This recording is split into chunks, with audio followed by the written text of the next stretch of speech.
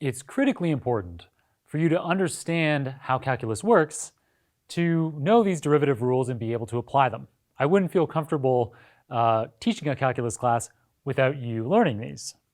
However, now that you have learned them, we can move on to automatic differentiation, which allows popular libraries like PyTorch and TensorFlow to compute derivatives for us automatically. Automatic differentiation is also known as autodiff or autograd, grad being gradient or slope, and where remember that with differentiation we're calculating the gradient or the slope of a curve. It can also be called computational differentiation, reverse mode differentiation, or algorithmic differentiation. So if you come across any of those terms, it's all the same thing, autodiff. Autodiff is distinct from the classical methods, like numerical differentiation.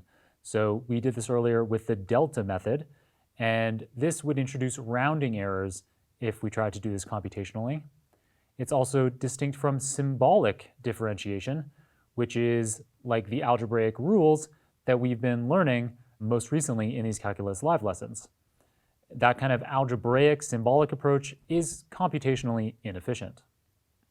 Relative to classical methods, autodiff better handles functions with many inputs, which is extremely common in machine learning.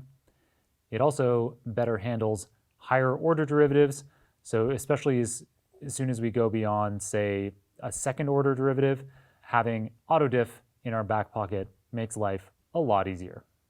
All right, so how exactly does autodiff work? Well, the specifics are beyond the scope of what we're going to cover in these live lessons. It would require probably an entire 5-hour live lessons of its own in order to flesh it out fully. But in a few short bullets, autodiff is an application of the chain rule to a sequence of arithmetic operations. So far in these live lessons, we've been working on full derivatives, but coming up very shortly, we will start dealing with partial derivatives, which are actually much more common in machine learning, as we'll discuss in detail. And this idea of a forward pass is something that we'll be tackling shortly. So if you're not familiar with this term already, it's just a sequence of mathematical operations, and we'll see some examples very soon.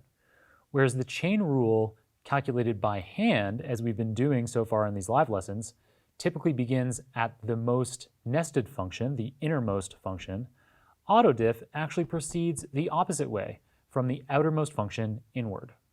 And finally, while we haven't talked about the forward pass too much yet, you'll be relieved to know in advance that this automatic differentiation that we apply to a sequence of arithmetic operations is only a small constant factor more compute than that forward pass itself. So computationally, pretty darn efficient. All right, that gives you a quick orientation to what autodiff is. Up next, we'll jump into a couple hands-on code demos in PyTorch and TensorFlow, where we'll get to apply autodiff ourselves.